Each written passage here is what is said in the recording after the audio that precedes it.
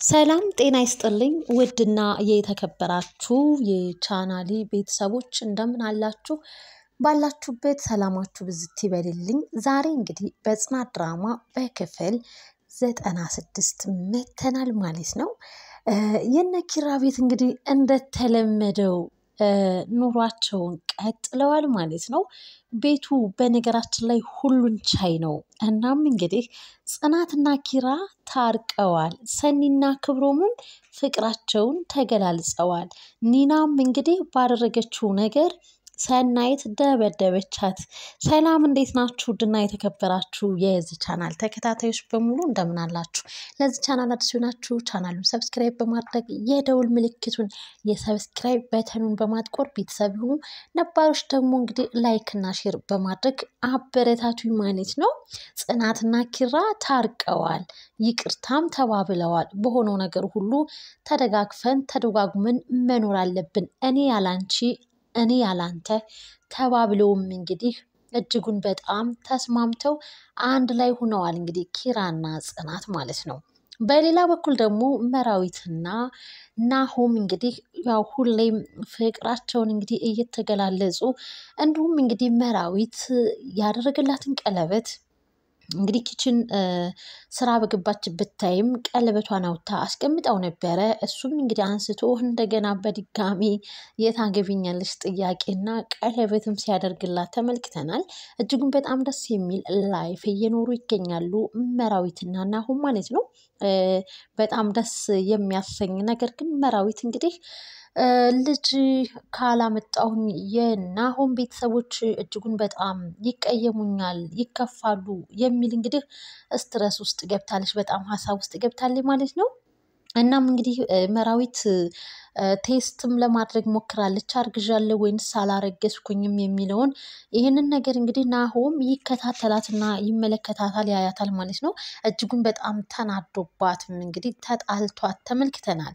ሌላ ወገን ሲታረቅና ፍቅሩን ሲያድስ ናሆም እና መራዊት ደግሞ እንግዲህ እኔ ልጅ ሳልፈልግ ቀርቼ አይደለም፣ ነገር ግን ቅድሚያ አንቺ ታስፈልግኛለሽ፣ አንቺ ስትኖሪ ነው ልጅ የሚባለው ነገር የሚመጣው በማለትም ለራስሽን መጠበቅ አለብሽ ብሎ እንግዲህ ናሆም መራዊትን እጅጉን በጣም ተናዶባትም ተናግሯታል ማለት ነው። ጽናትዬና ኪራ እንግዲህ እጅጉን በጣም ደስ በሚል ሁኔታ ተግባብተው ተሳስበው እንግዲህ ኑሯቸውን ለመግፋት እንግዲህ ተመልሰዋል ማለት ነው። ከነበሩበት ሙድ ጽናት ያው እጅጉን በጣም ኪራ በጣም የሚያሳዝን ነበረ በሰሞኑ ፓርት ላይ። አሁን ላይ እንግዲህ ጽናትዬም ደግሞ ጥሩ ነገር እንዳላደረገች እንግዲህ ራሷንም ወቅሳለች እና የሆነውን ነገር እንግዲህ በትዕግስት አብረን እንጋፈጣለን በማለትም እንግዲህ እጅና ጓንት ሆነው ተመልክተናል። እንግዲህ ጽናትዬ ቤቲ አብዳ አይደለም አውቃ ነው እያስመሰለች ነው እያለች ነው። እንግዲህ እሱን ወደፊት አብረን የምናየው ይሆናል። ማን ነው ትክክለኛ ቤቲ ነች ወይንስ ጽናት የሚለውን ነገር እንግዲህ ሁላችንንም የሚያሳስብን ነገር ቤቲ ከነኪራ ቤት እንግዲህ ስትወጣ ያው እመለሳለሁ እያለችም በዛቻና በፉከራ ነበረ። ኪራ የኔና የኔ ብቻ ነው፣ የማንም ሊሆን አይችልም። እኔ በህይወት እያለው ኪራ የእሱ ህይወት ከሌላ ሰው ጋር ሊቀጥልም አይችልም የሚልም እንግዲህ ከአንደበቷም ሲወጣ በበፊት ያው አይተናል፣ አስተውለን ነው ወደፊትም የመጣ ነው ማለት ነው። እናም እንግዲህ አሁን ላይ እንግዲህ ቤቲ እውነትም ያንን የዛተችውን ዛቻ እየተገበረችውና እየተበቀለቻቸው ነው ያለችው። ለነሱ ለትዳራቸውና ለፍቅራቸው እንቅፋት ሆና ነው ያለችው። እስኪ ሁላችሁም ግምት፣ ሀሳብ አስተያየታችሁን በኮሜንት አስቀምጡልኝ። እናም እንግዲህ ጽናትዬ ልብስ እንግዲህ ቡርቁስቁስ አርጋ ቤቲ እንግዲህ ጽናት ስታስተካክል ነበረ። በዛ ውስጥ ግን ሻንጧ ውስጥ እንግዲህ አይፎን ስልክ ተገኝቷል ማለት ነው። ይህ ስልክ እንግዲህ የእሷ ከሆነ እብድ ከሆነች ይህ ስልክ ምን ሊያደርግላት ይችላል? እኔ ያየሁትን ማየት አለብህ በማለት እንግዲህ ኪራን አናግረዋለች ማለት ነው። ኪራ እጅጉን በጣም ተናዷል። አሁን ላይ ወደ ጽናት ሆኗል። እናም እንግዲህ የምርም እውነት ከሆነ አልሰማትም፣ ጭራሽ ልሰማትም አልችልም እያለም እንግዲህ ኪራም እየተናደደም እየተበሳጨም ተመልክተናል ማለት ነው። አሁን ላይ ጽናት እንግዲህ ያ ስልኩ ስለተገኘ ይህ ስልክ የእሷ እስከሆነ ድረስ ያበደ ሰውና የታመመ ሰው እንዴት ስልክ ሊኖረው ይችላል? ይሄ ታቅዶና የተቀነባበረበት የኔና ያንተን ህይወታችንን ትዳራችንን ለመበጥበጥ የመጣች ነች በማለትም እንግዲህ አስረግጣት እየነገረችው ትገኛለች ማለት ነው። ኪራም እንግዲህ እውነት ከሆነማ ምንም ችግር የለም በማለት ሄጄ ጠይቃታለሁ ሲል አይ የሚሄድን ሰውማ ጠዋት ነው እንጂ በምሽት አይደለም ልናናግረው የምንችለው፣ ስለዚህ ጠዋት ነግረናት ሁሉንም ነገር ልንሸኛት እንችላለን በማለትም እንግዲህ ተመካክረዋል ማለት ነው። እናም እንግዲህ ጠዋት ላይ እንግዲህ ስልኩን ሲያሳዩት የማን ነው ብላ በጣም ደስ ተሰኘች። ከአንቺ ቦርሳ ውስጥ ነው የተገኘው ሲሏትም ነበር። ካዳንቺ እብድ ከሆንሽ እንዴት ነው ስልክ ሊኖርሽ የሚችለው ሲል እንግዲህ ቤቲ እኔ እብድ አይደለሁም እኔ በሽተኛ አይደለሁኝም እንደዛ አትበሉኝ እያለች እጅጉን በጣም ተናዳም እንግዲህ ወደ እብደቷ ዓለም ውስጥም ተቀላቅላ ኪራም እንግዲህ ይህንን ያየውንና ያስተዋለውን እጅጉን በጣም እናም እንግዲህ ጽናትና ኪራ እስኪ ቆይ ጽናት ተረጋጊ እያለ ኪራ እንግዲህ ቤቲ እኔ እብድ አይደለሁም እኔ በሽተኛ አይደለሁም እያለች ስትጮህ እንግዲህ ኪራም ደነገጠና እስኪ ቆይ ቀስ በይ ጽናት በማለት እንግዲህ ጽናትን ማረጋጋትን ፈለገ ማለት ነው። በሌላ በኩል እንግዲህ ኒና እንግዲህ በባለፈው ሰኒንና ክብሮምን አጣልታቸዋለች ማለት ነው። ቤት እስከ መቀየርም አድራሻዋን እስከ መቀየርም ድረስ እንግዲህ ሰኒ በጣም ተናዳበት ነበረ በክብሮም። ያው እውነቱ ተጋለጠ።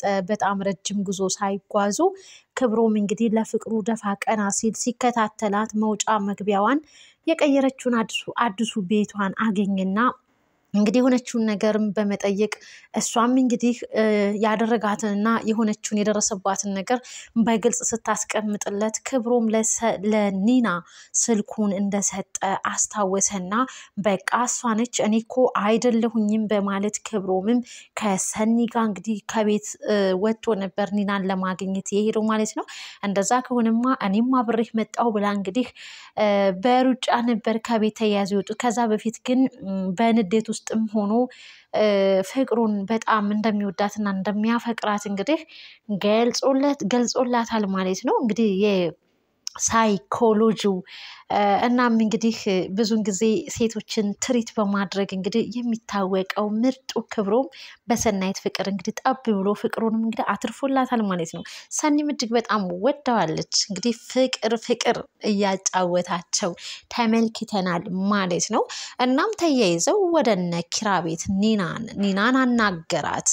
ኒና ደግሞ እንግዲህ ቤቲን እየተንከባከበች ትገኛለች ማለት ነው። እንግዲህ ቤቲን እባክሽን ውስጥ ሌላ ክላስ ጠብቂኝ ብሎ እንግዲህ ክብሮም ቤቲ ካጠገባቸው እንድትሄድ አደረገና ኒናን ሲያናግራት ነበረ። ከዛ ኒናም እንግዲህ ብዙም ወደኋላም ወደ ምንም አላለችም፣ እውነታውን ተናገረች። እኔ ሰኒ ስለምታናድደኝ ነው እንደዛ ያደረግኩት በማለትም እንግዲህ ተናገሬ ማለት ነው።